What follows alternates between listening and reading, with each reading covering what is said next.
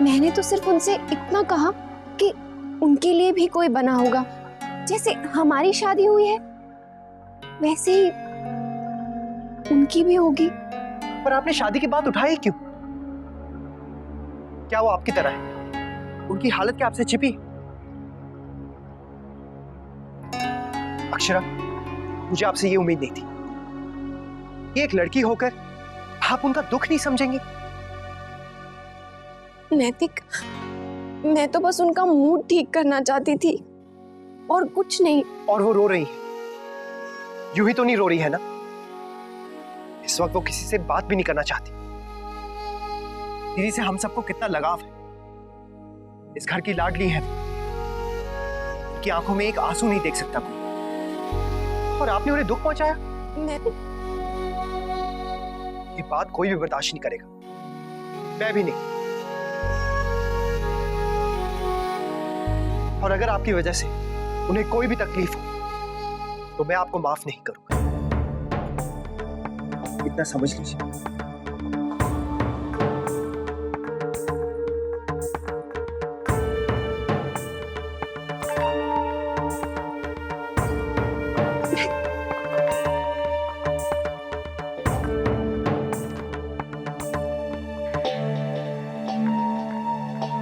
ना बुरा लगा होगा नंदिनी दीदी को ये सुनकर, पर अक्षा भाभी को सोचना चाहिए था ना।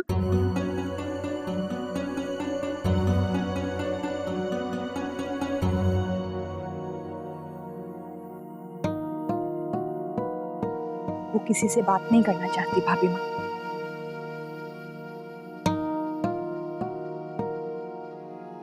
टूट सी गई है हमारी नंदिनी।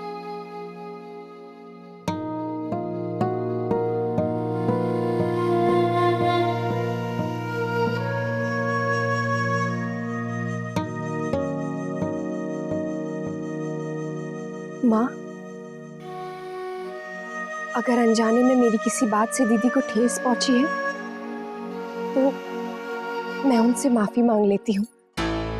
माफी मांगने की कोई जरूरत नहीं है अब। उसे फिर से मत सब याद दिला, शायद बात और बिगड़ जाए।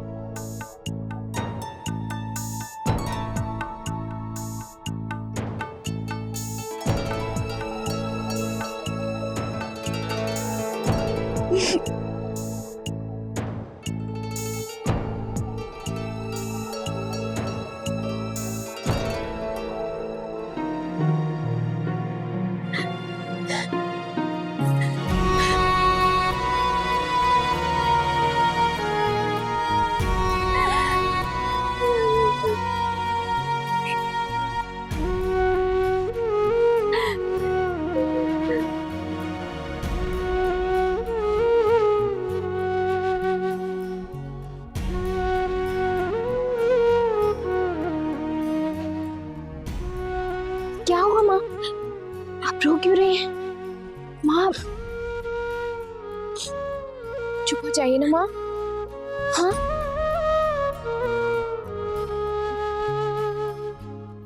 माँ,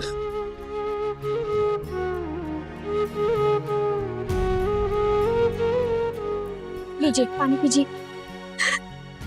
माँ एक घूंट।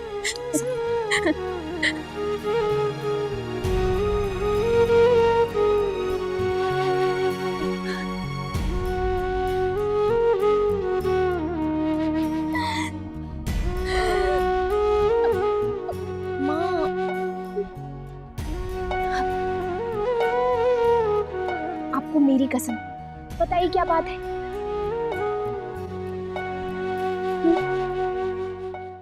हमने तो सिर्फ मजाक किया था माँ, यूं ही बातों बातों में कह दिया कि अब समय आ गया है कि नई पीढ़ी को घर बार सौंप दिया जाए और हम दोनों बुड्ढा बुड्ढी अपना सामान पोटली में बांधकर कहीं घूमने निकल जाए।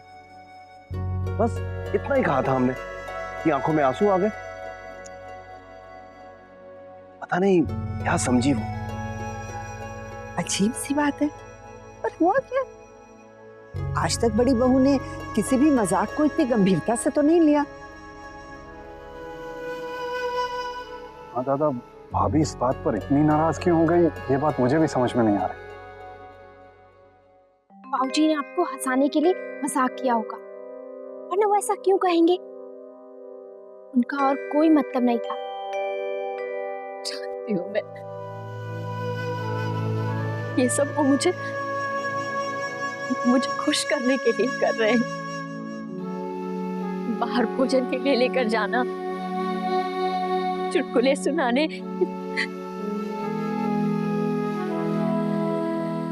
पहले तो कभी नहीं किया ये सब।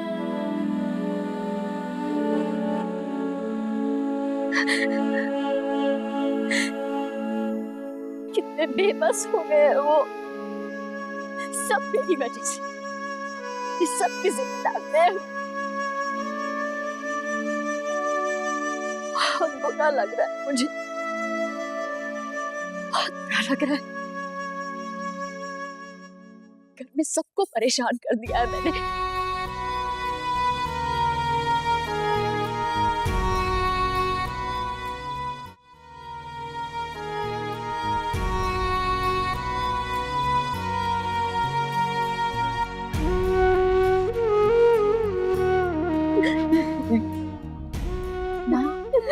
आप ये क्यों नहीं देखती कि सब आपसे कितना प्यार करते हैं, इसलिए इतना परेशान है और इसलिए ये सब कर रहे हैं। और इस तरह आपको रोता देख हम सब दुखी हो जाएंगे। मत रोइए ना। आप इतना क्यों रो रही हैं? नहीं जानती मैं क्यों रो रही हूँ, नहीं चाहती हूँ, फिर भी रोना रुक ही नहीं रहा है।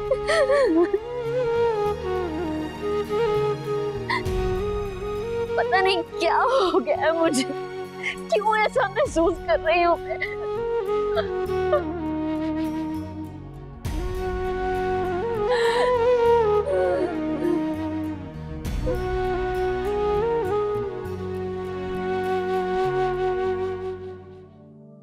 दादाजी के बैठने से पहले उनके सामने थाली आ जानी चाहिए। दादाजी मैं कल सीए से मिल लेता हूँ, टैक्स भरना है, टैक्स भरने की तारीख नजदीक आई। ठीक है।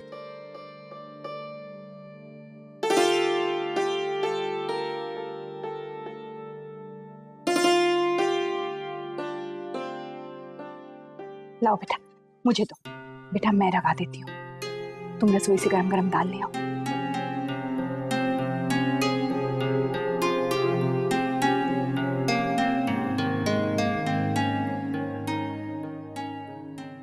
आ गए सब।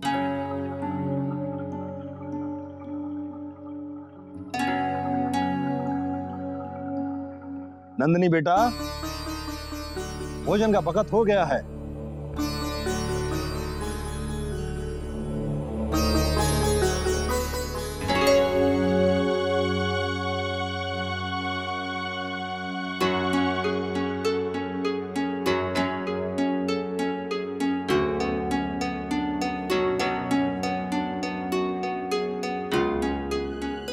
क्या बात,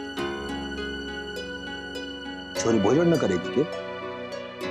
नहीं, वो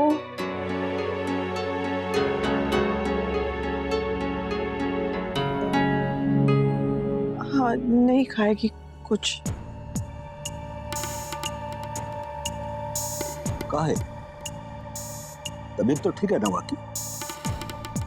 ठीक तो है, पर कह रही थी कि भूख नहीं है।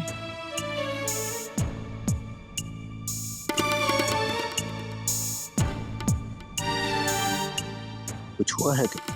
नहीं तो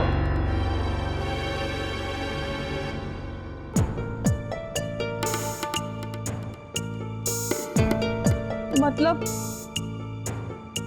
हम थे नहीं, अक्षरा और नंदिनी के बीच कुछ बातचीत हो गई और फिर नंदिनी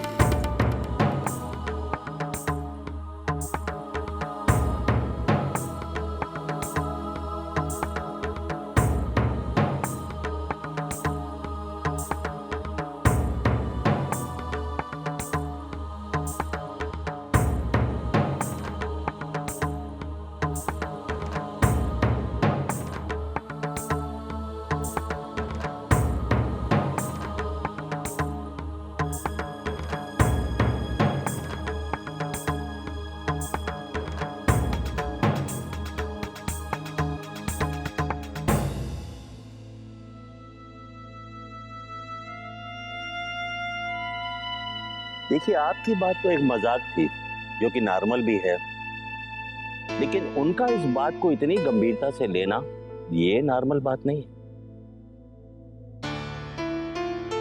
लेकिन डॉक्टर साहब, वो पहले ऐसे नहीं थी। हाँ, ये तो मैं भी ऑब्जर्व कर रहा हूँ। उनका बार बार डिप्रेशन में जाना, उनका स्वभाव बदलना। वैसे वो खुश तो है ना?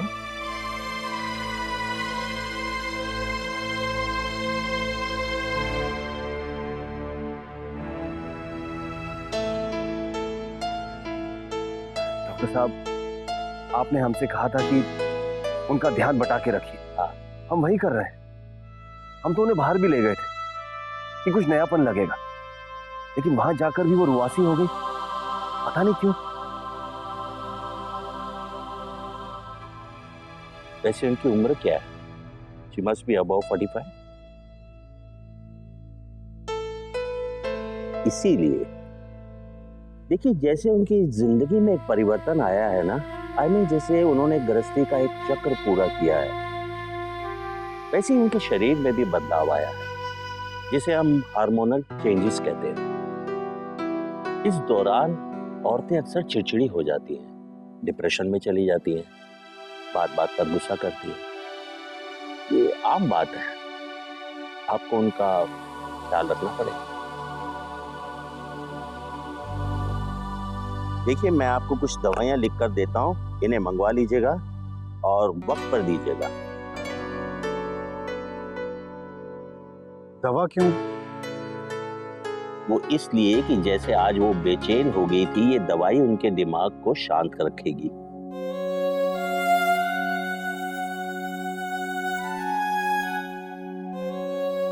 और एक बात और, उन्हें ज्यादा देर तक चिंता में मत रहने दीजिए। क्या हुआ वर्षा, क्यों रो रही हो?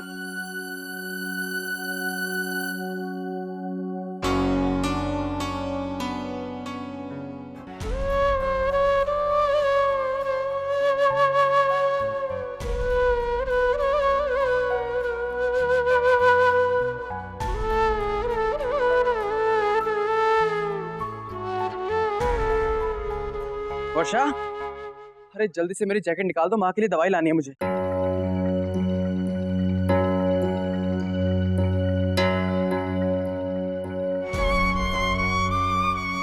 क्या माँ का इलाज वो दवाई है? क्या? और कब तक देते रहेंगे हम उन्हें ये दवाई, जबकि हम दोनों अच्छे से जानते हैं कि माँ का इलाज क्या है। वर्षा, तुम्हारा दिमाग एक ही सूल पे आके अटक गया है, उसके अलावा तुम कुछ और सोच ही नहीं पा रही। तुम सब कुछ मुझ पे छोड़ दो, मैं अपनी माँ को संभाल लूंगा, लेकिन भगवान के लिए मुझ पे ऐसे ये दबाव मत डालो तुम। प्लीज शौर्य, आप समझिए।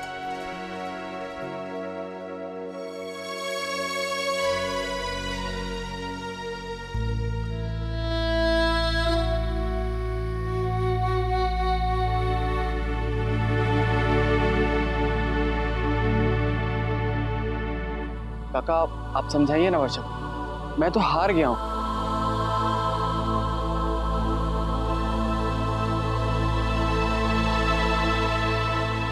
काकी, आप समझाइए शौर्य को। जब से मैंने माँ को सच बताया है, उनकी तबीयत बिगड़ती जा रही, वो अंदर ही अंदर घुटती जा रही। मैं उनकी ये हालत नहीं देख सकती। काका, वो मेरी भी माँ है, मुझे भी उनकी परवाह है, लेकिन ये हमारी जिंदगी का भी तो सवाल है। बिल्कुल, कोशिश करके भाभी का दिल दूसरी चीजों में बहलाया जा सकता है। पर जिस बच्चे को कल जन्म लेना है, वो अगर 3 साल पहले आ जाए तो क्या हो जाएगा? हम माँ के लिए इतना तो कर सकते हैं ना। बेटा, अगर भाभी फिर भी ठीक नहीं हुई तो मेरा मतलब है 10% चांसेस हैं कि वो ऐसे ही किसी ना किसी बात को लेकर परेशान रहे। डॉक्टर ने कहा है ना, डिप्रेशन हार्मोनल चेंजेस की वजह से हुआ है। तुम औरतें भी भावुक होकर गलत फैसले क्यों लेती हो? इंसानी रिश्ते भावनाओं से ही बनते हैं। और जो सच्चाई है उससे आंखें बंद तो नहीं की जा सकती, नहीं तो वो आपकी जिंदगी की सबसे बड़ी भूल बन जाएगी। आप नहीं समझेंगे बहू पर कितने दबाव रहते हैं। भगवान ना करे कल दीदी की तबीयत ज्यादा बिगड़ गई तो सब वर्षा को ही दोष देंगे ना, और वो खुद भी अपने आप को ही कोसेगी। तुम औरतें तो हर चीज को अपनी मजबूरी बता देती हो। दूसरों की खुशी के लिए अपना और अपने पति का जीवन का हर सुख की 1000 घड़ियों को कुर्बान कर बैठती।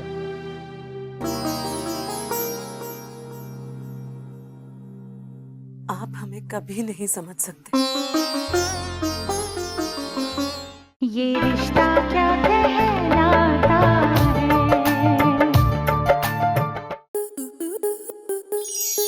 स्टार प्लस के ऐसे ही और बेहतरीन लम्हे देखने के लिए सब्सक्राइब करें हमारे YouTube चैनल को।